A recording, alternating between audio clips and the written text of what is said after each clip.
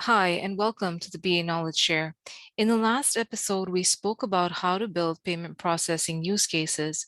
In that video, we showed you how to build use cases and a use case inventory, as well as use case diagram and context diagram. So in this episode, we talk about how to actually build use case scenarios from the exercise that we did in part 1. So please do refer to the video. The link has been provided below.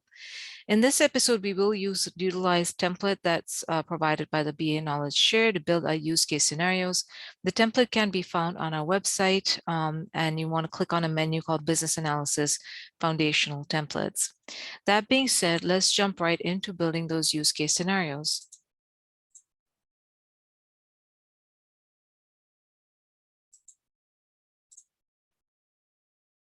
All right, so now we have in front of us a use case template or use case scenario template. And in this case, this is like a CAN template, but you want to ignore the template at the top. But over here, you want to enter a use case ID. In our case, we can call this use case 1 because we're working off of the use case inventory from our last video. In this case, the use case would be user initiates or customer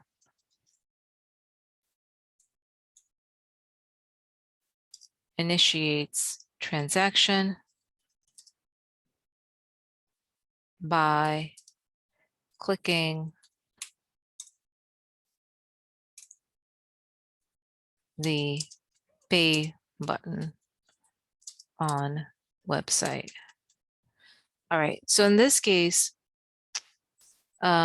you have this use case name created by, you'd put in your name, last updated by. So these are very like generic pieces of information here. In this case, you want to enter your date created. It could very well be 8/11.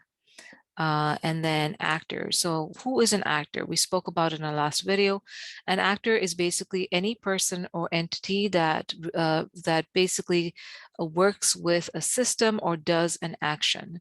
So in this case, your actors are: 1 is the customer, 2 is the system, payment processing system. And actually, it won't even be the payment processing system. It would actually be the merchant bank,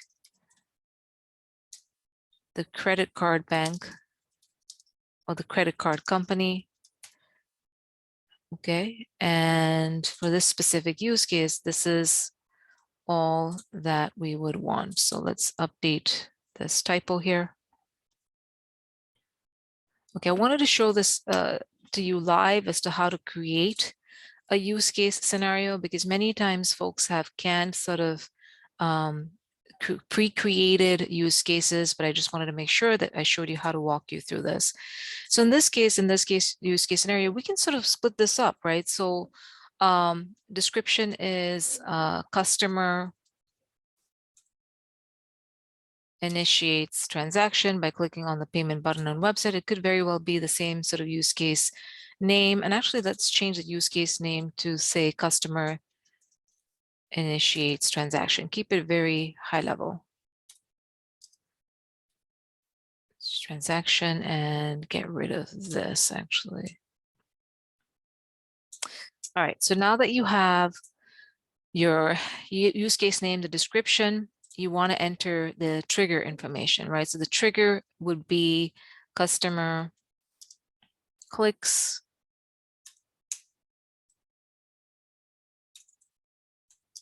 pay button after selecting shoes that they want to purchase.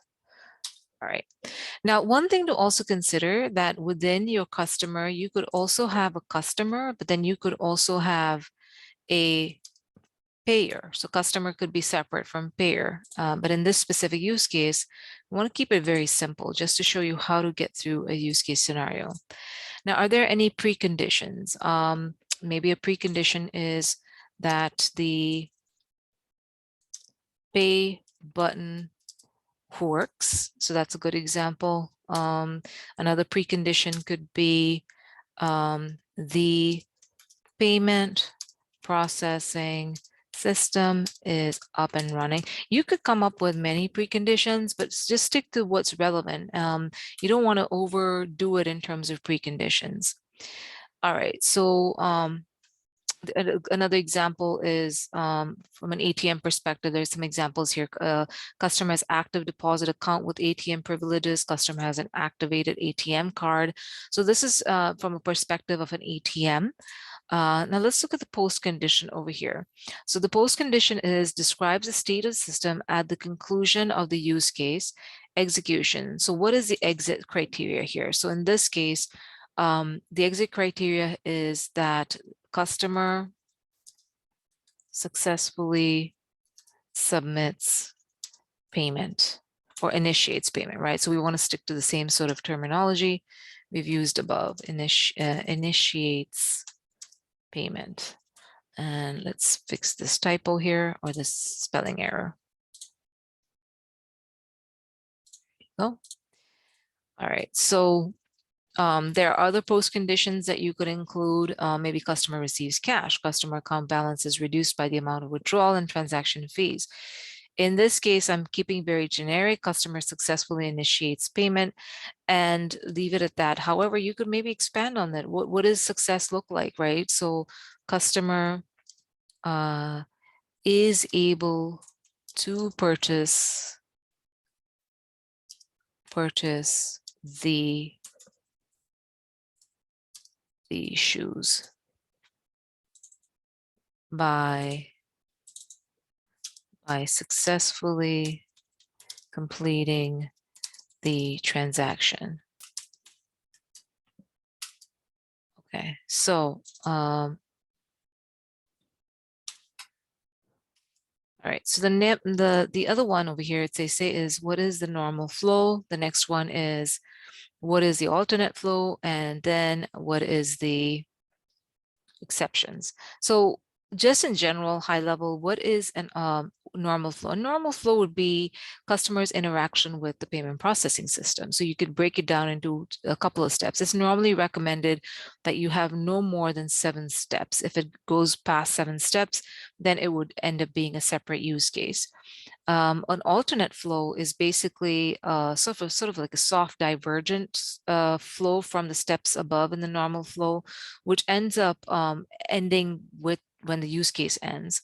Now, an exception is basically, think of exception as cancel, or think of exception as a hard stop, where you get an error, system doesn't allow you to move forward or process something. So in those situations, what are those scenarios? So let's build this out, right? So let's come up with some steps over here. As I said, I don't have preset steps over here. I wanted to work through this scenario with you, just so you get a sense of how to create these scenarios. So maybe in this case, the first part of it would be customer clicks on pay button. All right, so that's your first step. Then what does the system do? No other steps for the customer to do. So now this interaction is with the system. System validates and assuming, right? So assuming that the customer clicks on pay button and maybe system asks customer if paying by credit or debit card. So then now it's the turn of the customer. Customer selects credit. Let's do credit card payment method. Okay, then you have system asks customer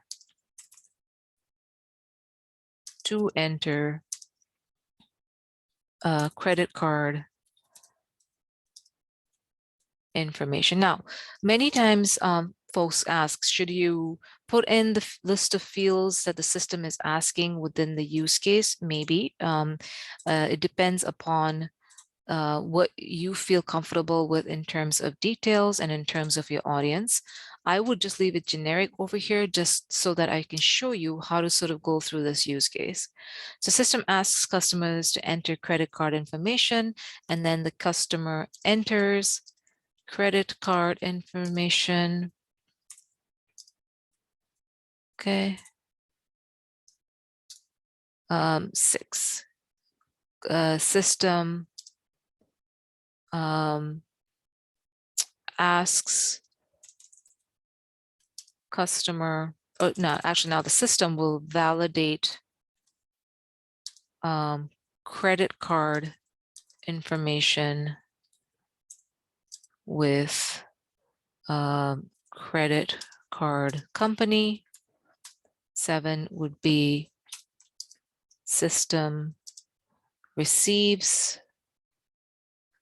approval from credit card company. So now you would stop here, right? Because that's sort of exceeding the limits in terms of the number of steps that you have here. And as I said, normally the recommendation is about 7 use case steps. Beyond that, it kind of flows in the next one. So the next one, maybe in the next one, you would say customer, and the next use case could be customer receives confirmation. So first it's customer initiates, customer then receives confirmation. So in this case, maybe we could have an alternate flow, right? So customer selects credit card payment method. So maybe we could sort of branch off of 3 and then put a 3A here and say customer receives, customer waits to select payment method. Then what happens? 3B, system waits for response, but then it loops back to 4. Okay, so it's a slight divergence from the original flow, but it's the waiting period. And maybe we add some metrics here. Customer waits 2 minutes to select payment method. System waits for response and then goes back to the normal flow. Now you can have multiple alternate flows. So maybe you can branch off of customer enters credit card information, and you could sort of have some alternate flows over there. There could be certain scenarios over there, which ultimately then sort of goes through number 6 again. So the next one is exceptions, right? So exceptions, as I mentioned, is more of a cancel, right? So in this case, customer can cancel the transaction at any point, right? So customer clicks on pay button, system asks customer if paying by credit or debit. So after in each one of these steps, the customer should be allowed to cancel a payment. So in this case, it would cancel and stop. So let's go down over here and add in 1A, 2A, 3A, 4A, so on and so forth. So for every one of those steps, this would apply. Customer cancels payment. Customer is redirected to home page, or maybe to a page with a message saying, thank you, sorry to see you go. Would you like to shop more? All right. So that could be a message that you include in this piece over here and under exceptions. So this is how you would end up building a use case scenario. Now there's other things like includes, so which would say list any other use cases that are included. However, in this case, this was just the beginning. So if as you progress, maybe the other use cases will include this specific use case. What is the frequency of use? Maybe the frequency of use, which is how often would these be executed concurrently, any time of day. So the frequency is pretty high. So it would say high here. What are your special requirements? Identify any additional requirements such as non-functional requirements for the use case. So in this case, what are some non-functional requirements? Are the service level agreement, right? So service level agreement. So you could say system should be up 99.99% of the time. So that's sort of the service level agreement that you sort of need to negotiate with the company or with the systems people, just to come up with, just to make sure that everyone's aligned. What are some of the assumptions? Maybe some of the assumptions, and when we talk about assumptions, assumptions are things that have been identified as an assumption but have not been tested. So these end up being risks as well. So an assumption could be system, the system is available 24/7. Maybe that's one assumption that you want to include. Notes and issues.